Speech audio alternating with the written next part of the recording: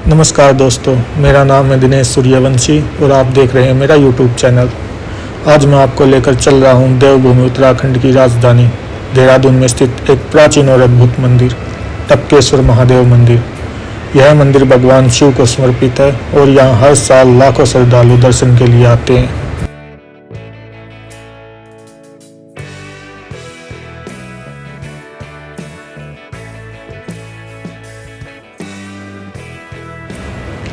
टपकेश्वर मंदिर देहरादून शहर से 5 किलोमीटर दूर स्थित एक प्रवासी नदी के तट पर स्थित है। महर्षि द्रोण और अश्वत्थामा की तपस्या और शिव की पाठशाला की गवाह रही यह नदी भक्तों को अपनी ओर आकर्षित करती है। इस मंदिर का जिक्र महाभारत में भी है। इस शिवलिंग की सबसे रोचक बात यह है कि द्वापर युग में शिवलिंग पर दूध की धाराएं गिरती थी। टपक एक हिंदी शब्द है, इसका मतलब है बूंद बूंद गिरना। मंदिर में एक शिवलिंग है और गुफा की छत से पानी स्वाभाविक। शिवरात्रि पर आयोजित मेले में लोग बड़ी संख्या में यहाँ एकत्रित होते हैं और यहाँ स्थित शिव मूर्ति पर श्रद्धा सुमन अर्पित करते हैं। मंदिर के कई रहस्य हैं और मंदिर के निर्माण के ऊपर भी कई तरह की बातें कही जाती। कोई कहता है कि यहाँ मौजूद शिवलिंग स्वयं से प्रकट हुआ था, तो कई लोग बताते हैं कि पूरा मंदिर ही स्वर्ग से उतरा है। मंदिर का निर्माण कब और किसने कराया, इसके सिद्ध प्रमाण नहीं है। एक पौराणिक कथा के अनुसार इस गुफा मंदिर के माध्यम से भगवान शिव ने दूध का निर्माण किया था, जो गुरु द्रोणाचार्य के पुत्र अश्वत्थामा को दिया गया था। यहीं पर गुरु द्रोण ने भगवान शिव से शिक्षा ग्रहण की थी। द्वापर युग में टपकेश्वर को तपेश्वर और दूधेश्वर के नाम से भी जाना जाता था।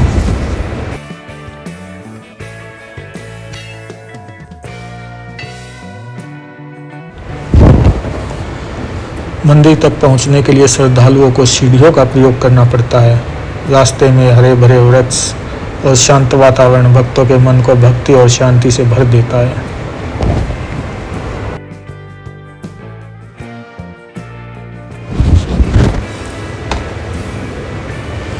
यहाँ का वातावरण इतना शांत और पवित्र है कि भक्तजन ध्यान और समाधि के लिए भी समय निकालते हैं।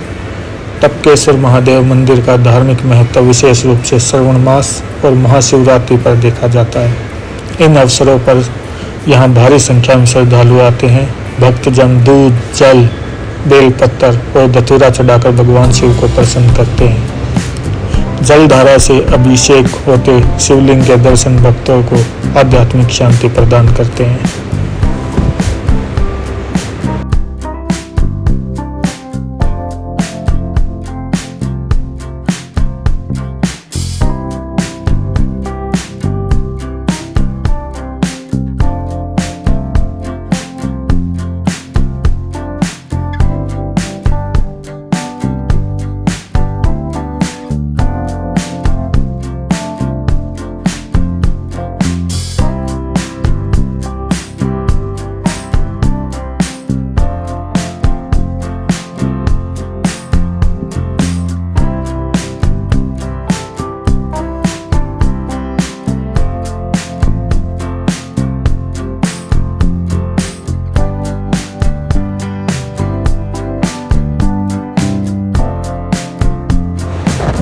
अब मैं टपकेश्वर महादेव मंदिर के मुख्य द्वार तक पहुंच चुका हूं। यहाँ का दृश्य अत्यंत भव्य और मनमोहक है। जैसे ही आप मंदिर परिसर में प्रवेश करते हैं, आपके चारों ओर भक्तिमय वातावरण का अनुभव होता है।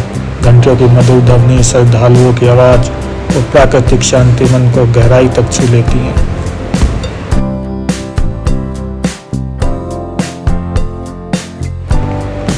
अब मैं आपको मंदिर के पास बहती हुई इस नदी को दिखा रहा हूँ। यह नदी मंदिर की सुंदरता को और भी बढ़ा देती है, लेकिन कुछ समय पहले यहाँ पर बादल फटने की घटना हुई थी।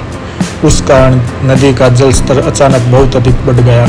तेज बहाव से इस नदी ने मंदिर के दूसरी तरफ जाने वाले पुल को भी अपने साथ बहा लिया। अभी आप देख सकते हैं कि पुल के स्थान पर निर्माण का कार्य चल रहा है, ताकि जल्द ही भक्तजन और पर्यटक आसानी से नदी को पार कर सके। प्रकृति की इस शक्ति को देखकर हमें भगवान की महिमा और भी गहराई से समझ में आती है। जहाँ एक ओर यह नदी जीवन और शांति देती है, वहीं दूसरी ओर अपनी प्रचंडता भी दिखाती है।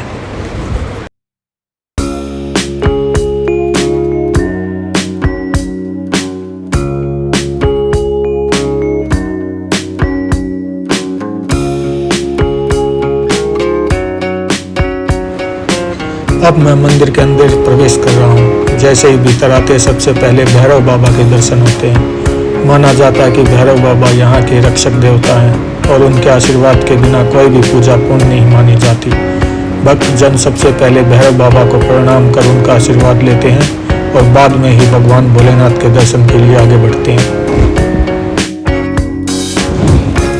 भैरव बाबा के दर्शन के बाद हम आगे बढ़ते हैं जहाँ नंदी महाराज विराजमान हैं।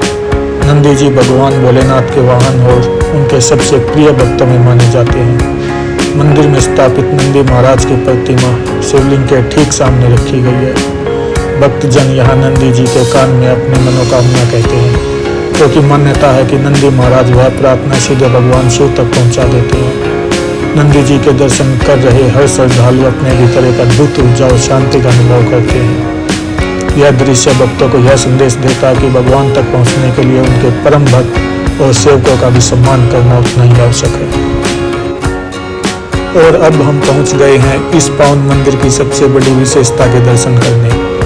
यहाँ भगवान महादेव का वह दिव्य शिवलिंग विराजमान है जो स्वयं में अद्वितीय है। इस शिवलिंग पर गुफा की छत से प्राकृतिक रूप से जल की बूंदें निरंतर टपकती रहती हैं। यही कारण है कि इस मंदिर का नाम टपकेश्वर महादेव मंदिर पड़ा।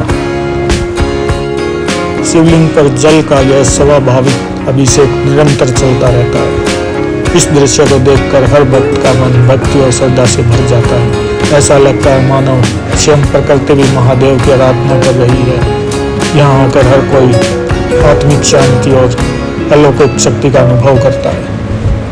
अब मैं उस पावन स्थान पर पहुंच चुका हूं जहां महाभारत काल से जुड़ी एक अद्भुत कथा कही जाती है। मान्यता है कि गुरु द्रोणाचार्य के पुत्र अश्वत्थामा ने एक पैर पर खड़े होकर भगवान शिव की कठोर तपस्या की थी। तपस्या के दौरान वे भूख और प्यास से अत्यधिक पीड़ित हो गए थे। अश्वत्थामा की भक्ति और कष्ट को देखकर भगवान भोलेनाथ प्रसन्न हुए और उन्होंने गुफा से टपकने वाली जलधारा को क्षण भर में ही दूध में परिवर्तित कर दिया। इस दिव्य प्रसाद को पीकर अश्वत्थामा की भूख शांत हो गई। यह स्थान आज भी भक्तों को याद दिलाता है कि सच्ची श्रद्धा और अटूट भक्ति से भगवान अवश्य प्रसन्न होते हैं और अपने भक्तों की सभी मनोकामनाएं पूरी करते हैं।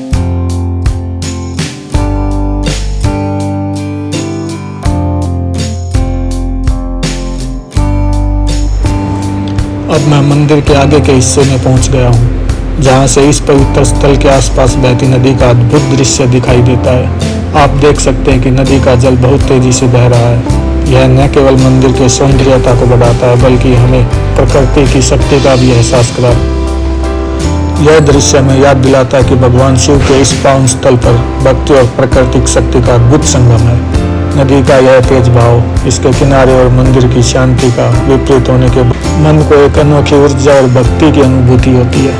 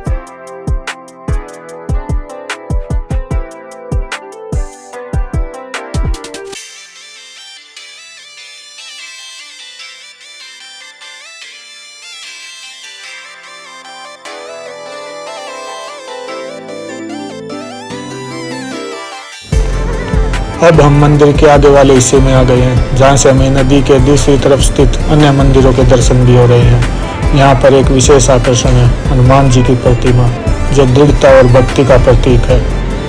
भक्तजन मानते हैं कि हनुमान जी की यह प्रतिमा भगवान शिव की सेवा में समर्पित है और यहाँ पर आने वाले श्रद्धालु अपनी मनोकामनाएं पूरी करने के लिए पहले हनुमान जी को प्रणाम करते हैं। नदी के पार का यह दृश्य बेहद मनोरम है। हरे भरे जंगल, बहती नदी और पवित्र मंदिर एक साथ भक्तों के मन में आध्यात्मिक शांति और श्रद्धा की भक्ति भर देते हैं।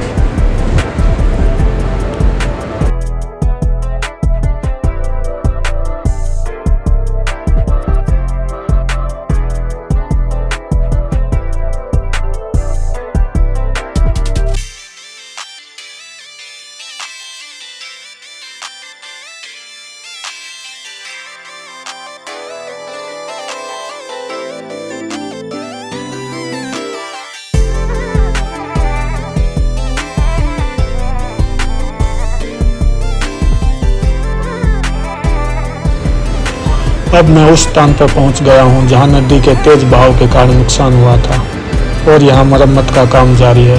आप देख सकते हैं कि पुल और आसपास के रास्ते की मरम्मत का काम चल रहा है, ताकि भक्त और पर्यटक जल्द ही सुरक्षित रूप से इस पवित्र स्थल का आनंद ले सकें। यह दृश्य हमें यह भी याद दिलाता है कि प्रकृति की शक्ति कितनी प्रबल होती है और इसके साथ तालमेल बनाकर ही हम सुरक्षित और स्थायी रूप से यहाँ भक्ति कर सकते हैं। मरम्मत का यह काम मंदिर प्रशासन और स्थायी समुदाय की कड़ी मेहनत और समर्पण का उदाहरण भी है।